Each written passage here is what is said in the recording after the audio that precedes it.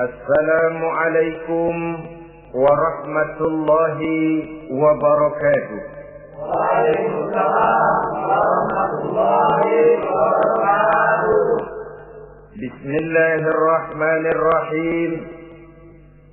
Alhamdulillahi rabbil alamin. Wal 'aqibatu lil muttaqin. ولا عدوان إلا على الظالمين والصلاة والسلام على أشرف الأنبياء والمرسلين سيدنا ومولانا محمد وعلى آله وأصحابه المجاهدين الطاهرين أما بعد.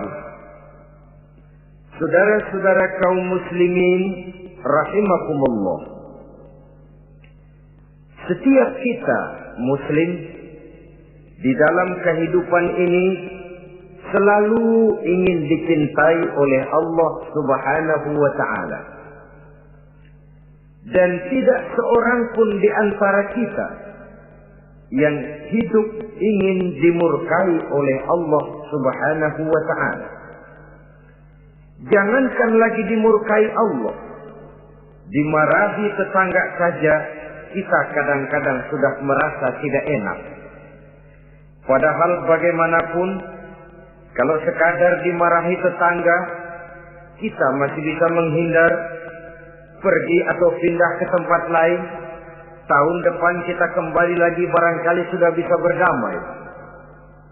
Tapi jikalau Allah yang murka kepada kita, padahal alam ini adalah miliknya belaka, rasanya kemana lagi langit tempat kita bernaung, dan kemana lagi bumi tempat kita berpijak. Setiap orang ingin dicintai Allah, tapi tidak setiap orang mau melakukan perbuatan-perbuatan yang kalau dikerjakannya Allah akan cinta kepadanya. Dan setiap orang tidak ingin dimurkai Allah, tapi orang kadang-kadang tanpa sadar melakukan perbuatan-perbuatan yang justru dimurkai oleh Allah Subhanahu wa taala. Pada pertemuan kali ini ingin saya sampaikan kepada hadirin satu hadis qudsi di mana Allah Subhanahu wa taala berfirman melalui lisan Nabi besar Muhammad sallallahu alaihi wasallam. Uhibbu salasan wa hubbi li salasin ashad. Aku cinta, kata Allah, kepada 3 macam golongan manusia, tapi aku lebih cinta lagi kepada yang 3 macam lagi. Jadi ada yang sekedar dicintai Allah, ada yang lebih lagi dicintai oleh Allah Subhanahu wa taala. Siapa mereka? Mari kita ikuti satu persatu isi daripada hadis qudsi ini. Yang pertama, uhibbu ahlas safa. Aku cinta, kata Allah, kepada orang-orang yang pemurah. Aku cinta kepada orang-orang yang ringan tangan, mempunyai kepekaan sosial yang tinggi, gemar menolong orang yang memang memerlukan pertolongan. Aku cinta kepada orang-orang yang semacam itu. Saudara-saudara kaum muslimin rahimakumullah, di zaman sekarang ini, seiring dengan makin tajamnya persaingan hidup, makin tingginya tensi ekonomi, antara tenaga kerja yang masuk pasaran dengan lapangan kerja yang tersedia jauh dari memadai, gaya hidup orang semakin konsumtif, semakin individualis. Timbullah sikap hidup elu-elu, gua-gua. Kepekaan sosial mulai lentur dan luntur, tapi tidak terwujud di dalam kehidupan sehari-hari. Padahal agama mengajarkan Allah cinta kepada orang-orang yang bermurah tangan, gemar melakukan pertolongan, peka melihat penderitaan dan kesulitan orang lain, adalah Allah melebihkan rezeki sebagian kita dari yang lain. Dimaksudkan untuk saling tolong-menolong, bahu-membahu dan bantu-membantu. Sehingga dengan demikian, apa yang disabdakan Nabi dalam hadis, Ar-Rahimuna yarhamuhumur Rahman, irhamu ahlal ardi yarhamkum man fis sama. Orang-orang yang punya sifat belas kasih akan dikasihi oleh Allah Subhanahu wa ta'ala. Sayangi yang di permukaan bumi, nanti yang di langit akan sayang kepadamu. Akan turun rahmatnya kepada kita bersama. Alangkah nikmatnya kehidupan ini, jikalau yang berkuasa menyayangi yang lemah lalu melindunginya, jikalau yang alim menyayangi yang awam lalu membimbingnya, jikalau yang kaya menyayangi yang miskin lalu mengulurkan tangan memberikan bantuannya, akan terciptalah rahmat dalam kehidupan. Tapi jikalau sebaliknya, yang berkuasa malah menindas dan menekan yang lemah, yang alim malah membodoh-bodohi yang memang sudah bodoh, sementara yang kaya menyantap yang miskin, akan terjadilah bala dan bencana dalam kehidupan. Bukan lagi rahmat yang turun, melainkan azab akan menimpa kita secara keseluruhan. Begitulah terdapat tirai halus yang memisahkan kita dari konsep ajaran agama kita yang luhur. Agama mengajarkan yadul ulya khairun min yadi sufla, bahwa tangan di atas lebih baik daripada tangan yang di bawah. Orang yang memberi lebih baik daripada orang yang menerima. Tapi yang kita praktekkan, kita selalu berada pada posisi tangan di bawah, menjadi umat yang manja, yang lemah, padahal bukan tidak punya potensi, tapi mungkin karena kita tidak pandai menginventarisir potensi. Kadang-kadang ada panitia pembangunan masjid, membangun masjid, meletakkan batu pertama sekaligus jadi batu terakhir. Setelah itu la yamutu wa la yahya, hidup tidak kelihatan geraknya, mati pun tidak ketahuan kuburannya. Masjid impoten, pesantren terbengkalai, majelis taklim terlunta-lunta, rumah sakit Islam tak kunjung selesai. Tidak adakah orang Islam yang kaya? Banyak. Tidak adakah orang Islam yang punya posisi kunci, posisi basah, posisi menentukan? Banyak.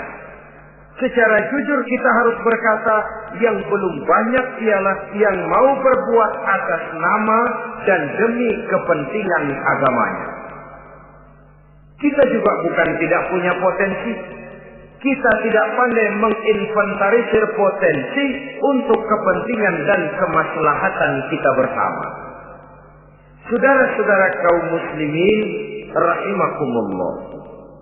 Dengan demikian, kita bisa lihat dalam kehidupan sehari-hari di masjid misalnya. Itu kalau hari Jumat kadang-kadang kita sengaja mau berangkat sholat Jumat tidak bawa uang. Maka yang paling lancar di masjid, kotak. Saudara boleh lihat kotak itu. Dari sudut ke sudut hampir tidak pernah macet. Lancar betul jalannya. Sekali macet, kotak.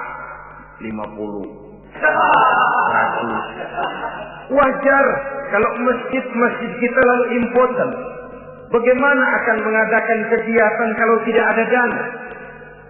Oleh karena itu pada kesempatan ini saya ingin mengerti, berbahagialah kita jikalau oleh Allah Subhanahu wa ta'ala diberikan kepercayaan berupa titipan, wa mal malu wal banuna illa wadai'.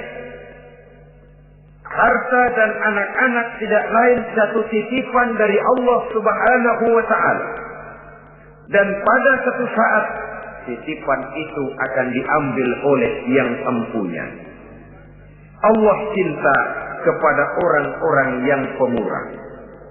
Allah akan memberikan balasan yang berlipat ganda. Kalau saudara bersedekah kepada anak yatim, bukan si yatim itu yang akan membalasnya. Kalau saudara membantu pembangunan masjid, bukan panitia masjid yang akan memberikan ganjarannya. Kalau saudara membangun pondok pesantren, bukan kiai yang punya pesantren yang akan memberikan balasannya. Allah Subhanahu wa ta'ala melalui jalan yang tidak kita sangka-sangka, melalui jalan yang dalam istilah Quran disebut min haitsu la yahtasib, melalui jalan yang tidak pernah kita hitung, kita sangka sama sekali. Jalan gaib yang hanya Allah saja yang maha tahu. Sebaliknya, wa hubbi lil faqir as-sakhi asad, kata Allah. Aku cinta kepada orang-orang yang pemurah, tapi aku lebih cinta lagi kepada orang-orang miskin yang pemurah. Orang kaya pemurah, Allah cinta. Orang miskin pemurah, Allah lebih cinta. Kenapa? Kalau orang kaya sedekah 5.000 rupiah misalnya, orang miskin pun sedekah 5.000 rupiah, sama jumlahnya, sama ikhlasnya, sama halalnya, tapi besarnya pahala lebih besar sedekah si miskin yang 5.000 rupiah itu ketimbang si kaya yang juga 5.000 rupiah. Kenapa maka demikian? Oh, buat orang kaya uang 5.000 apalah artinya.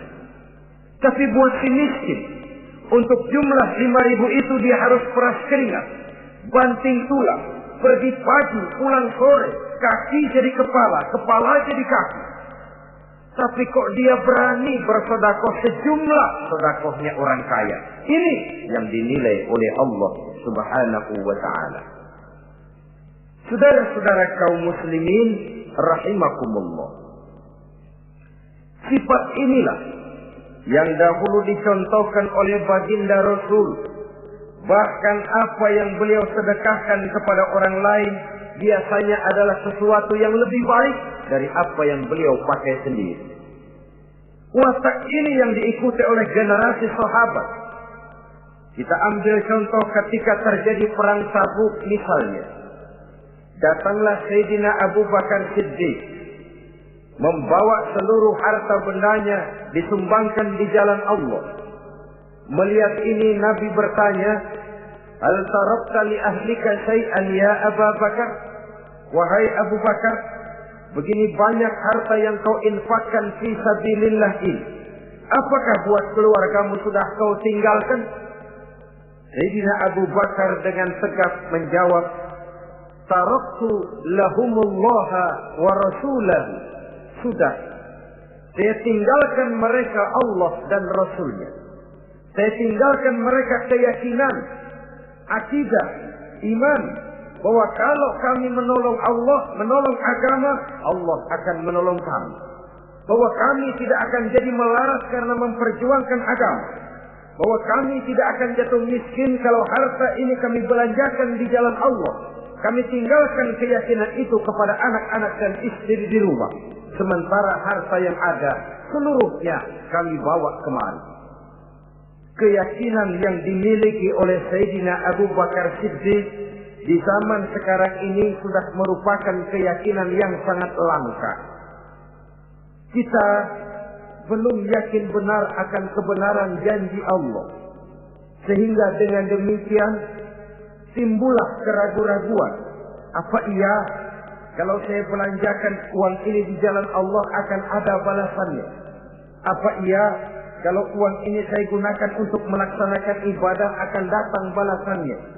Padahal dalam hadis qudsi Allah menjanjikan, "Ana inda zanni 'abdi bi."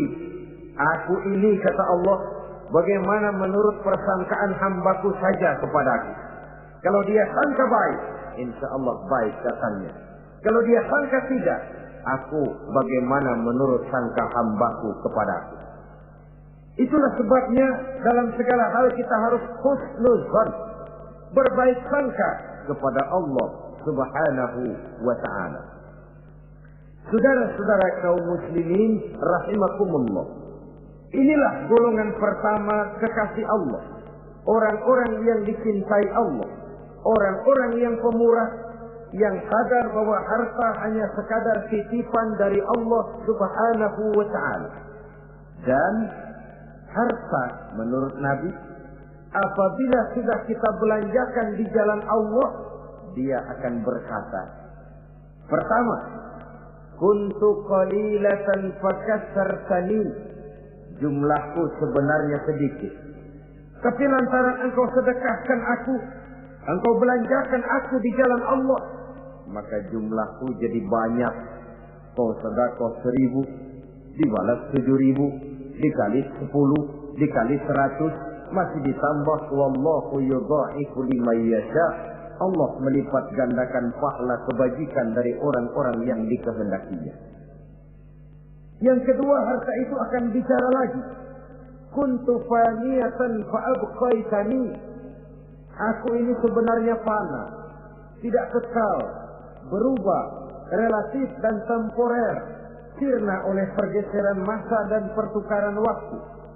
Tapi lantaran engkau sedekahkan aku, engkau belanjakan aku di jalan Allah, maka nilaiku jadi kekal, akan mendampingi engkau sampai di hadratullah azza wa jalla di akhirat nanti. Jadi harta yang kita tumpuk-tumpuk, yang kita sangka akan mengekalkan kita sampai tidak akan miskin 7 keturunan, dengan segala macam cara kita tempuh, dia bukan harta yang kekal. Yang kekal, yang kita belanjakan di jalan Allah Subhanahu wa ta'ala. Itu milik kita yang benar-benar akan kita nikmati. Yang ketiga, harta itu akan berkata lagi, kunta harisi fal ana sirtu harisaka. Dahulu kamulah yang menjaga saya, tapi sekarang setelah saya sedekahkan, setelah engkau sedekahkan aku, setelah engkau belanjakan aku di jalan Allah, bukan engkau lagi yang jaga aku, kata si harta, akulah yang akan menjagamu. Di dunia orang yang rajin sedekah, sedekahnya itu menolak bala, terhindar dari segala bencana dan musibah. Sementara di akhirat, sedekahnya itu akan menjadi dinding yang menjaga dia dari jilatan api neraka.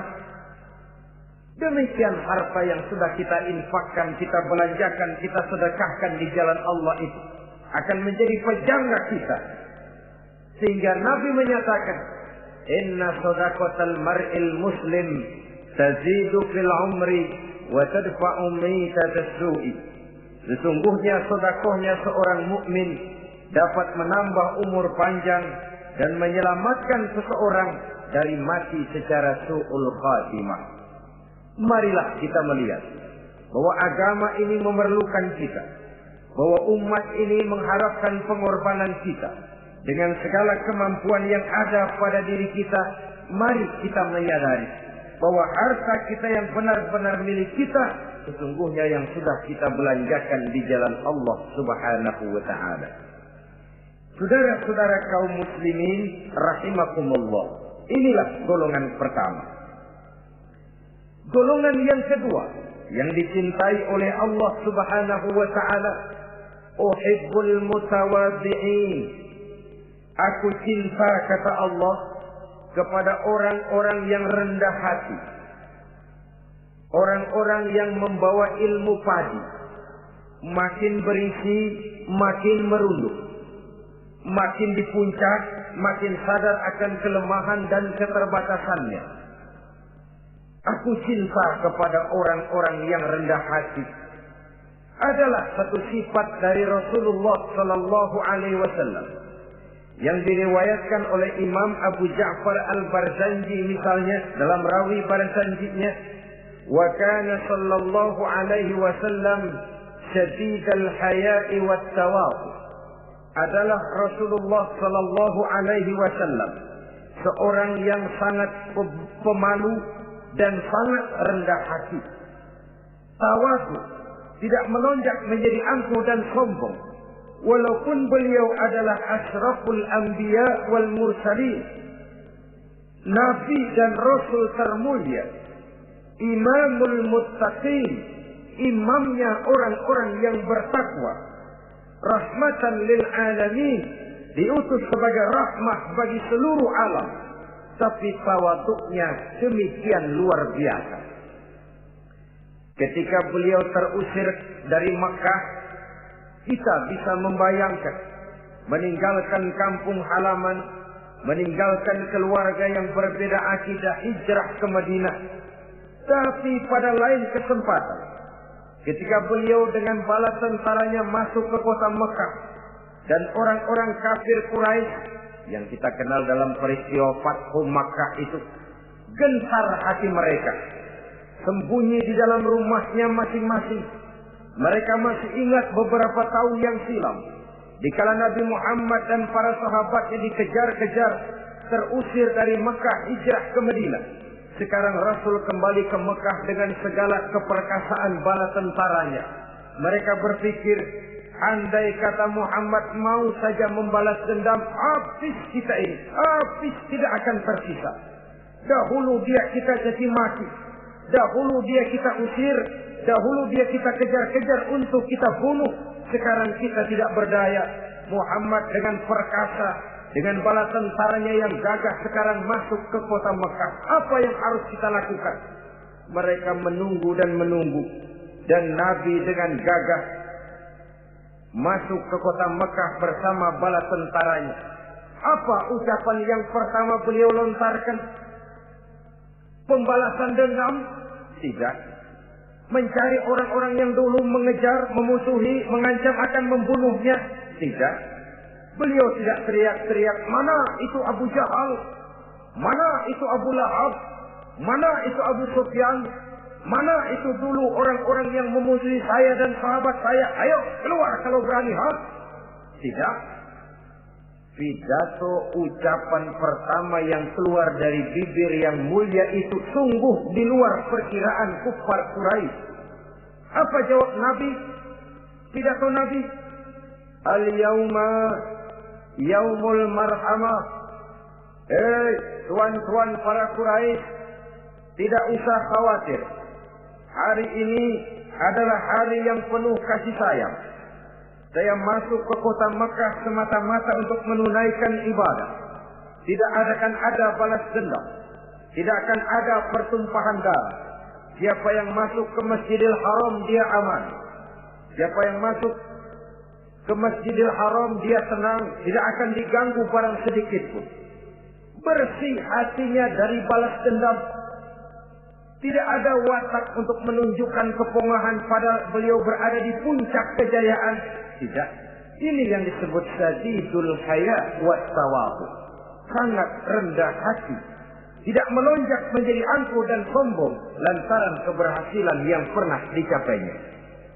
Uhibbul mutawadhi'in. Aku cinta kepada orang-orang yang rendah hati. Makin berkuasa, makin rendah hati. Makin berilmu, makin rendah hati. Makin kaya, makin tawadhu. Wa hubbi lil ghaniyil mutawadhi asad. Tetapi kata Allah, aku lebih cinta lagi kepada orang-orang kaya yang rendah hati. Orang miskin tidak sombong, Allah cinta. Orang kaya tidak sombong, Allah lebih cinta. Sebabnya apa? Rasa-rasanya kalau ada orang miskin tidak sombong, memang sudah harusnya. Tapi kalau ada orang kaya, apa saja dia punya. Kebunnya ada di mana-mana, kendaraannya sejumlah keluarganya, uangnya, depositonya ada di berbagai bank, pabriknya banyak. Apa saja dia punya, tapi tidak sombong, tawadhu. Ini yang lebih dicintai oleh Allah Subhanahu wa ta'ala. Saudara-saudara kaum muslimin rahimakumullah. Oleh karenanya, hadis qudsi ini menanamkan kesadaran kepada kita bersama bahwa yang pantas untuk sombong hakikatnya cuma Allah saja. Itu sebabnya salah satu asma'ul husna Allah disebut al-mutakabbir. Kalau Allah sombong, wajar, karena memang tidak ada Tuhan lain selain Allah. Alam dan seluruh isinya adalah miliknya belaka. Tidak ada satupun yang bisa mengklaim. Al-Mutakabbir huwallah. Yang pantas sombong hanya Allah Subhanahu wa ta'ala. Saudara-saudara kaum muslimin rahimakumullah. Yang ketiga, orang yang dicintai oleh Allah Subhanahu wa ta'ala, uhibbut taibin. Aku cinta kepada orang-orang yang bertaubat. Kepada orang-orang yang apabila berbuat kesalahan, dia segera sadar. Dijadikannya kesalahan itu sebagai satu pelajaran untuk tidak diulanginya lagi pada masa yang akan datang. Adalah lebih baik kita mulai dari kertas yang kelabu, hitam sekalipun, kalau akhirnya akan menjadi lembaran-lembaran yang putih, ketimbang kita mulai dengan lembaran yang putih, kalau akan ditutup dengan lembaran-lembaran hitam noda yang tidak berhapus. Allah Subhanahu wa ta'ala Maha Pengampun, Pengasih dan Penyayang. Ia akan memaafkan segala perbuatan yang bersifat salah dari hamba-hambanya, asalkan tidak diulanginya lagi. Manusialah yang sering kejam, membiarkan dirinya larut dan hanyut diseret arus dosa. Ia sadar itu satu kesalahan, tapi tidak berupaya untuk menyelamatkan dirinya sendiri. Apakah itu berupa yang namanya judi, minuman keras, menipu orang lain, durhaka kepada kedua orang tua, jahat kepada tetangga, suka memfitnah orang lain. Dibiarkan dirinya hanyut di dalam lembah dosa tanpa upaya penyelamatan sama sekali. Atau kadang-kadang mengulur waktu. Nanti saja sudah tua-tuaan taubatnya. Padahal waktu tidak pernah main-main. Uhibbut taibin. Aku cinta kepada orang-orang yang mau bertaubat. Wa hubbi lisabit taib asad. Tapi aku lebih cinta lagi kepada orang-orang muda yang mau bertaubat. Apabila orang tua bertaubat, Allah cinta. Anak muda bertaubat, Allah lebih cinta. Dalam usia mudanya, di mana darah masih mengalir dengan panas, sejuta khayal dan keinginan masih bersemi di dalam benaknya, dia sanggup blokir semua itu, disalurkannya di jalan Allah. Allah cinta sekali kepada orang-orang semacam itu.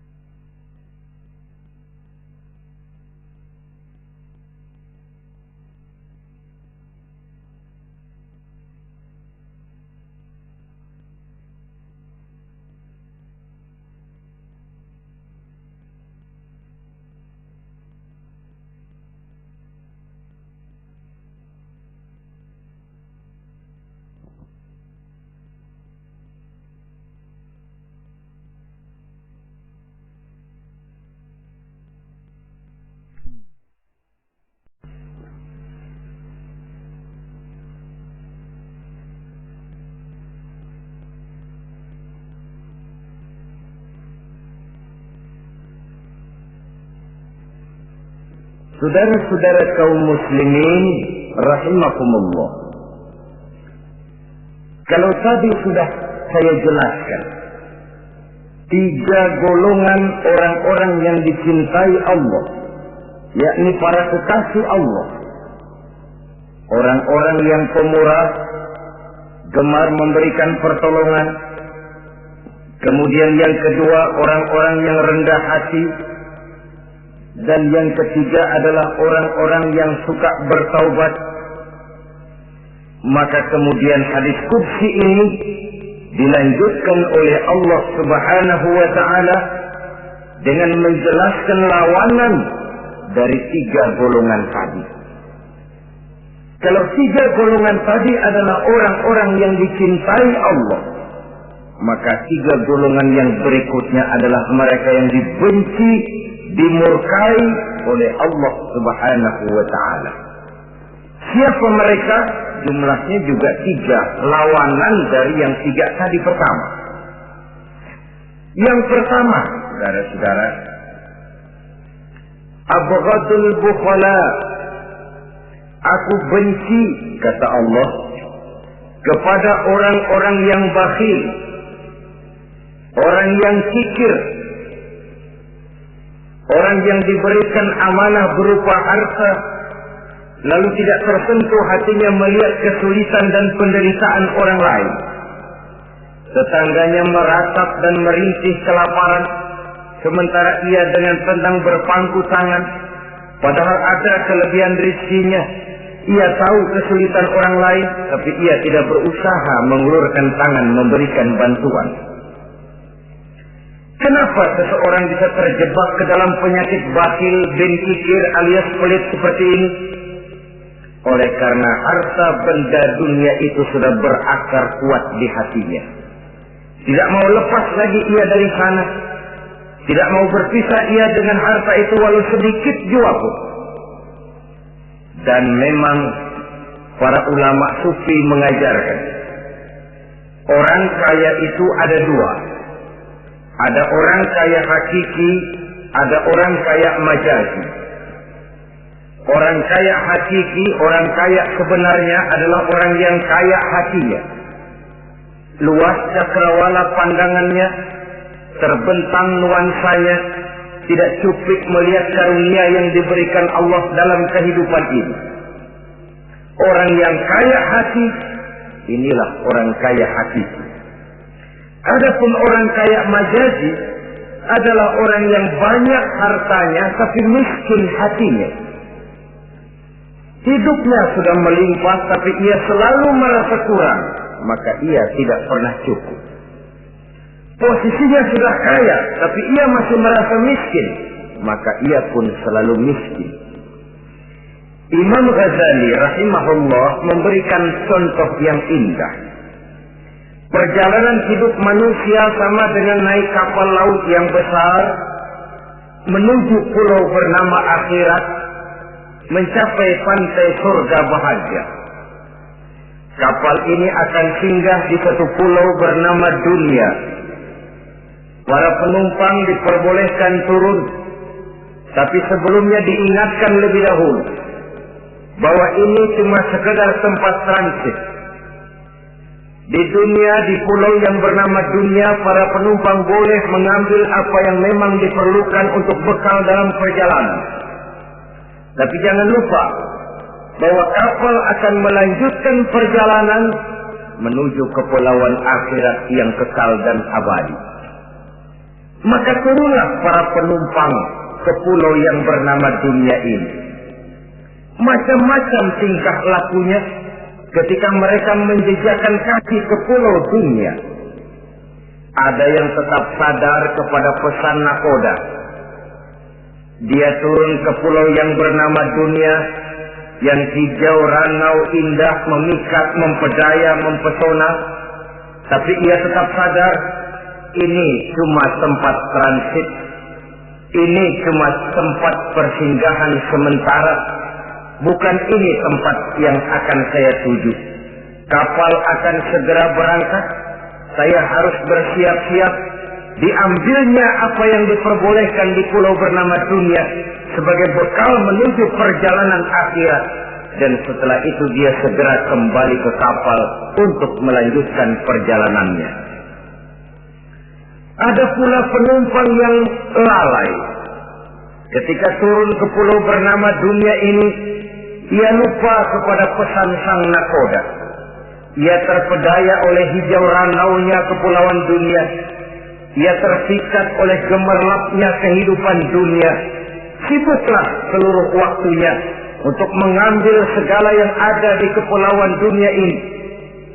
Ia menyangka bahwa ia sudah sampai kepada tujuan yang sebenarnya. Dikala peluit kapal berbunyi, pertanda kapal akan segera berangkat, rupanya baru sadar dia bahwa ini bukan tujuan yang sebenarnya. Ia berusaha kembali ke kapal, walaupun masih bisa ikut naik kapal, tapi sayang tempatnya sudah ditempati oleh orang lain. Inilah contoh dari orang-orang yang kehidupan dunia telah melalaikan mereka daripada tujuan akhirat. Yang lebih celaka adalah nasib penumpang ketiga. Mereka yang tertinggal sama sekali di kepulauan dunia ini. Mereka lah orang-orang kafir, orang-orang munafik, orang-orang musyrik. Bagi mereka surgalah dunia ini. Bila kehidupan dunia berakhir pula lah surganya sampai di situ. Ia menyangka sudah sampai kepada terminal akhir, padahal cuma sekedar halte, tempat di mana kapal singgah sebentar saja untuk melanjutkan perjalanan menuju kepulauan akhirat yang kekal dan abadi. Saudara-saudara kaum muslimin rahimakumullah, orang-orang yang sadar bahwa dunia cuma sekedar satu tempat transit, maka kesadaran itu menggugah dia kepada keyakinan terhadap kalimat inna lillah wa inna ilaihi raji'un. Segalanya datang dari Allah, segalanya akan kembali kepada Allah. Tidak ada yang dibawanya saat ia terlahir ke alam dunia ini, dan tidak akan ada yang dibawanya kembali saat ia keluar meninggalkan alam dunia ini, kecuali iman dan amal soleh yang dikerjakannya di dalam kehidupan kita. Bukan bakhil yang menyebabkan orang cepat jadi kaya. Bukan pemurah yang menyebabkan orang jatuh miskin dan bangkrut. Tetapi kesadaran bahwa segalanya datang dari Allah, segalanya akan kembali kepada Allah, akan membuat kita walaupun memiliki harta dan benda, tapi ia tidak berurat dan berakar di dalam hati. Abghadul bukhala, kata Allah, aku benci kepada orang-orang yang bakhil. Kadang-kadang jangankan untuk orang lain, untuk kepentingan agama, dirinya sendiri saja tidak bisa menikmati kekayaannya. Kaya dia sebenarnya, tapi dia tidak sadar akan kekayaannya. Lebih celaka lagi, dia tidak tahu untuk apa kekayaan itu akan dipergunakan. Lahirnya mazhab materialisme, hidup serba cukup, serba ada, seperti yang kita lihat di negara-negara yang makmur, di Eropa bagian barat misalnya. Keluarga-keluarga jet set yang akhirnya bingung karena kebanyakan harta. Kalau kita di timur umumnya bingung karena tidak punya harta. Di sana orang bingung karena kebanyakan harta, mau diapakan harta itu. Akhirnya timbullah gaya hidup yang aneh-aneh, membentuk klub-klub nudis terlepas dari pergaulan dunia ramai, bergerombol tidur di gua-gua, padahal rumahnya macam istana, kamarnya 37, ada kolam renang, ruangan ber-AC, kemana pergi mobil sejumlah keluarga, dari merek-merek yang mewah, keluaran mutaakhir. Tidak puas mobil punya kapal pesiar, kapal laut, tidak cukup kapal laut punya kapal pesawat terbang pribadi.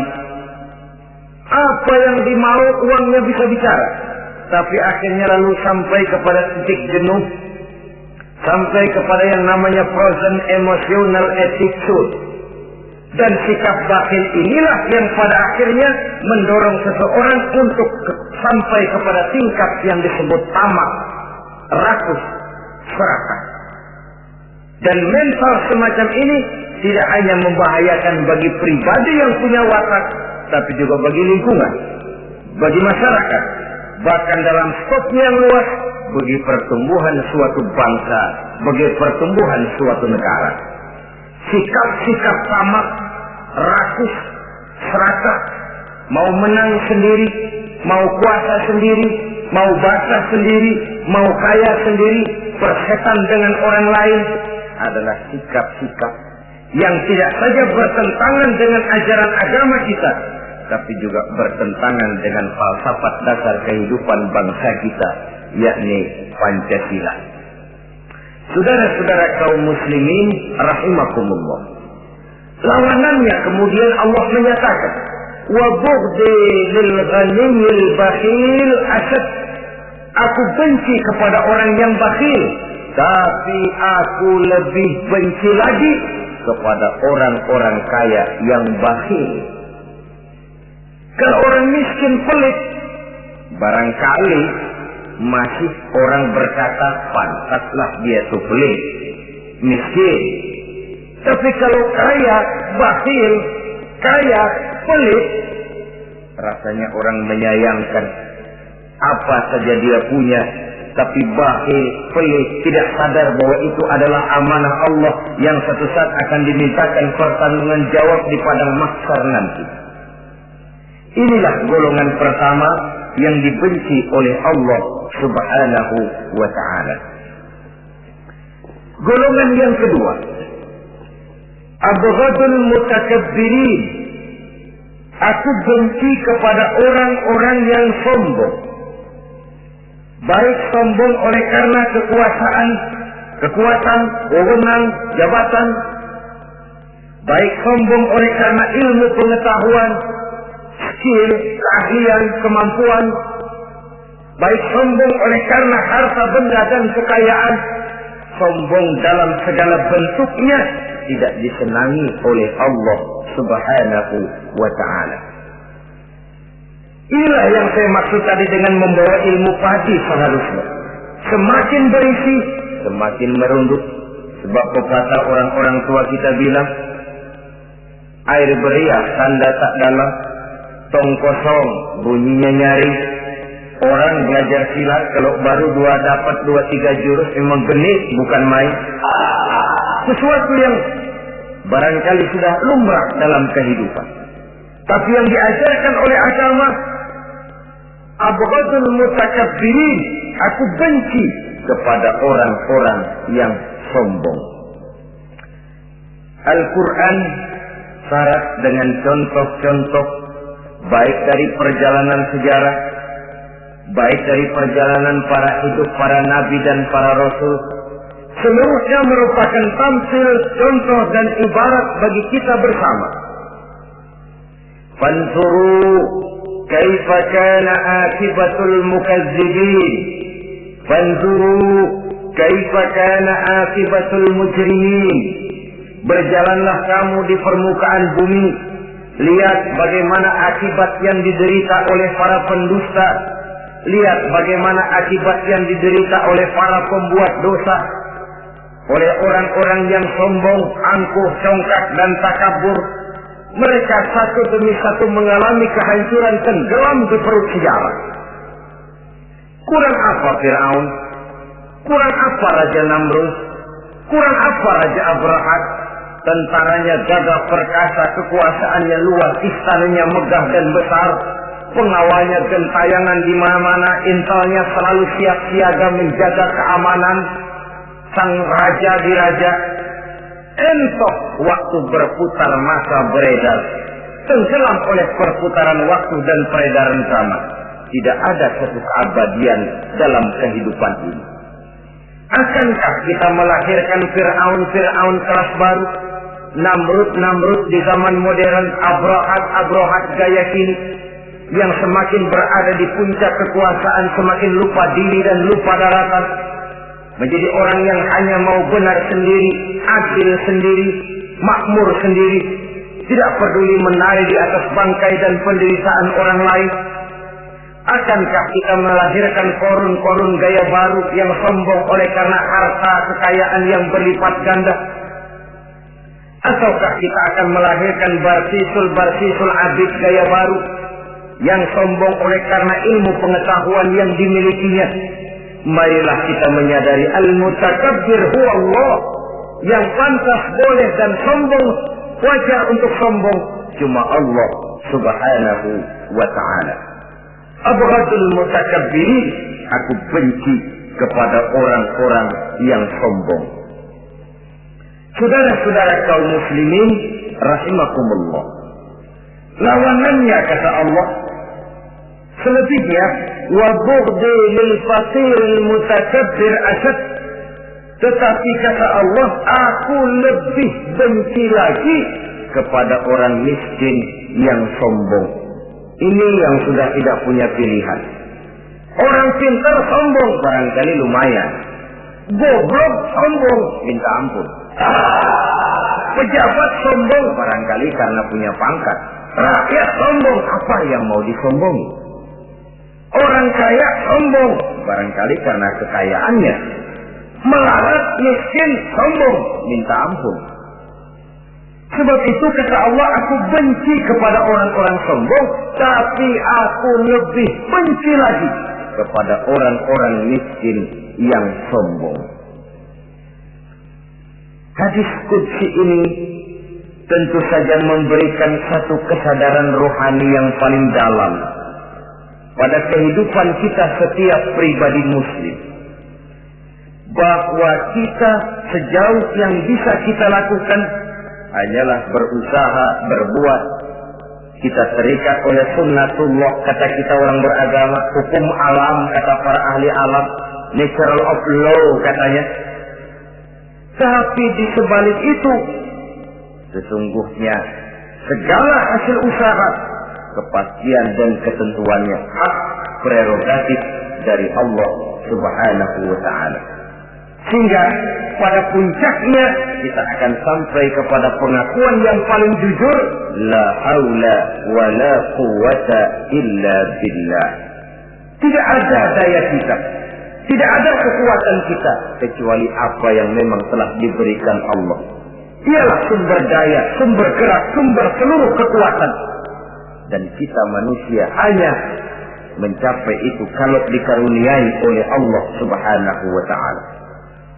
Sewajarnya, makin bertambah ilmu, makin sadar kita akan kebodohan kita.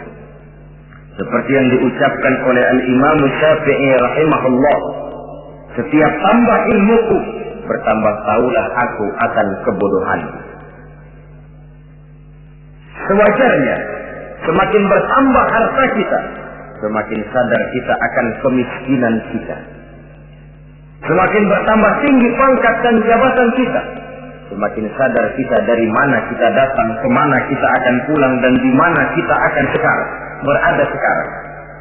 Dengan kata lain, ilmu itu, harta itu, pangkat dan kedudukan itu sesuatu yang perlu dan perlu.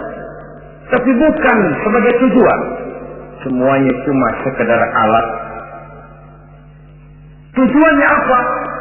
Jangka panjang di akhirat untuk mencapai ridho Allah.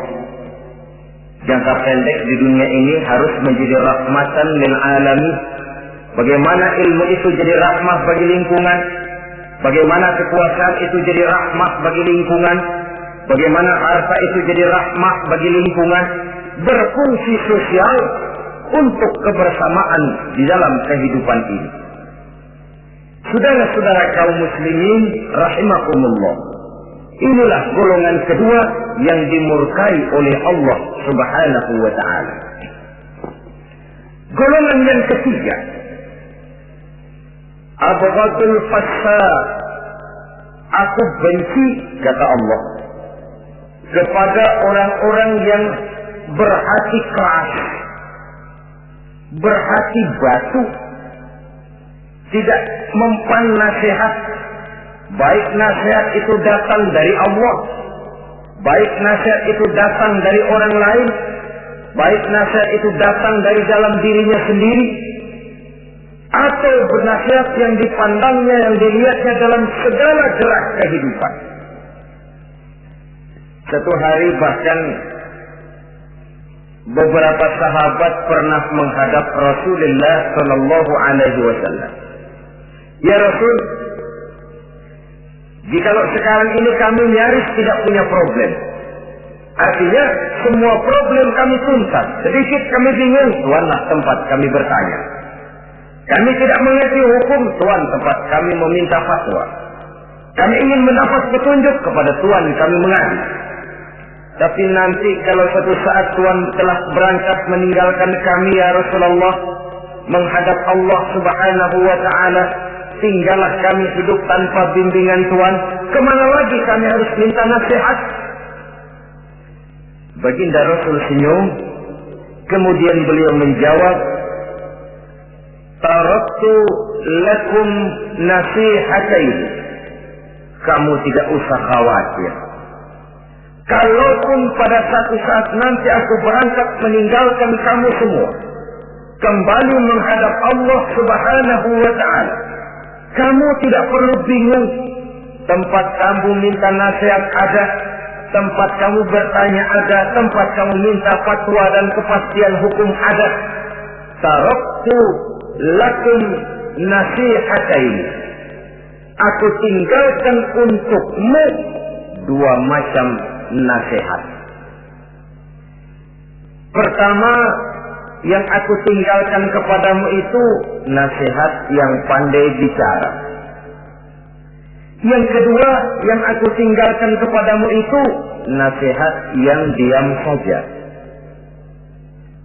Sahabat lalu bertanya, kalau nasihat yang bisa bicara itu apa ya Rasul? Beliau menjawab, Al-Quranul Karim. 6.666 ayat, 30 juz, 114 surah, seluruhnya nasihat bagi umat Islam.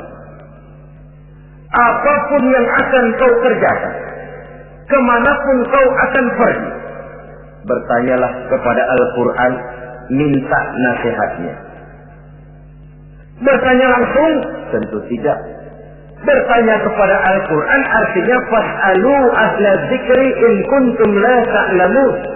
Jikalau kamu memang tidak mengerti, bertanyalah kepada yang mengerti. Yang mengerti Al-Quran tentu tidak lain para ulama, para kiai, para asatidz, guru-guru yang mengaku kita di majelis taklim. Nasihat yang pandai bicara, Al-Quranul Karim. Kemanapun saja kaki akan kita langkahkan, ke arah manapun bumi yang akan kita tuju, mintalah lebih dahulu nasihat Al-Quranul Karim. Usaha apapun yang akan kita lakukan, mintalah nasihat kepadanya. Itu nasihat yang pandai bicara.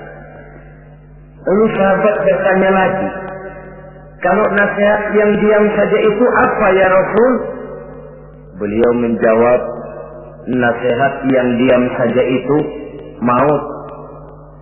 Diam saja dia, tidak bicara, tapi pasti datangnya. Dan itu jadi nasihat. Kalau sekarang kau menyolatkan orang lain, apa tidak mungkin besok kau disolatkan orang? Kalau hari ini kau antar jenazah temanmu ke liang lahat, entah tahun depan, bulan depan, minggu depan, entah 5-10 tahun yang akan datang, bukankah kau yang akan diantar ke liang lahat? Kau tengoklah temanmu itu, matanya masih ada tapi sudah tidak sanggup lagi melihat. Jangankan melihat, digerakkan saja pun sudah tidak bisa. Telinganya belum kemana-mana tapi sudah tidak mampu lagi mendengar. Kakinya masih cukup tapi sudah tidak mampu untuk dipakai berjalan. Tangannya masih ada tapi tidak ada lagi yang bisa dipegangnya. Apa yang kurang kalau sudah demikian? Kau tumpuk harta kekayaan untuk 7 turunan, kau sangka kau tidak akan mati karena itu. Kau ingin selalu berada di puncak padahal hidup ini mendaki dan menurun. Ini seluruhnya merupakan nasihat. Orang yang hatinya keras tidak mempan nasihat yang datang dari Allah, Quran dan maut. Nasihat yang datang dari orang lain. Kadang-kadang diberikan nasihat, lebih pandai dia berkilah, lebih pandai dia berkelit, lebih pandai dia berjawab. Orang yang memberi nasihat baru bicara satu, dia sudah 10.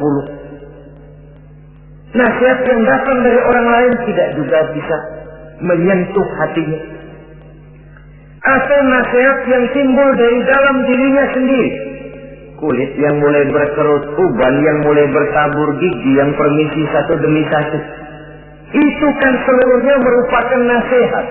Tapi orang yang hatinya keras, kasar, istilah kita barangkali sudah kulit, badak, muka, tembok, kuping, kebo, masuk dalam golongan khatamallahu ala qulubihim. Allah sudah tutup cap, Allah tempel hati mereka, tidak masuk lagi nasihat. Na'udzubillah summa na'udzubillah. Beruntung kita kalau oleh Allah ini diberikan hati yang lembut, peka, mudah menerima kebenaran, tidak tertutup terhadap kebenaran. Walaupun kebenarannya itu datang dari seorang budak yang hitam legam. Karena memang agama mengajarkan khudil hikmata wa la yadurruka min ayyi wi'ain kharajat. Ambillah hikmah, ambillah kebenaran, tidak usah terlalu kau pedulikan dari mana sumbernya. Asal itu merupakan kebenaran, jadikan sebagai nasihat di dalam kehidupan. Saudara-saudara kaum muslimin rahimakumullah. Rugi dan celaka kita kalau sampai diberikan hati yang keras, kasar, masuk dalam qaswatul qalbi, hati yang kasar, keras, tidak mempan nasihat apapun. Kalau kadang-kadang masuk telinga kanan, keluar lagi telinga kiri, tidak pernah singgah di lubuk hatinya walau sebentar sekalipun, tidak pernah transit, atau kalaupun transit seperti air di daun talas, mudah bergoyah ke kiri dan ke kanan. Allah benci kepada orang-orang yang hatinya keras. Selanjutnya, wa bughdil syaikhil fasik asad.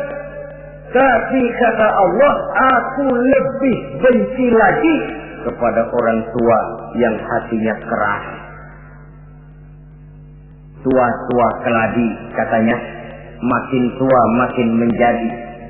Kalau ada anak muda bandel, nakal, setidaknya orang masih punya harapan. Masih ada orang berkata, ya doain aja dah, mudah-mudahan dia makin dewasa, makin lurus jalan hidupnya, makin benar langkahnya, makin sadar rasa keagamaannya. Masih ada ucapan seperti itu.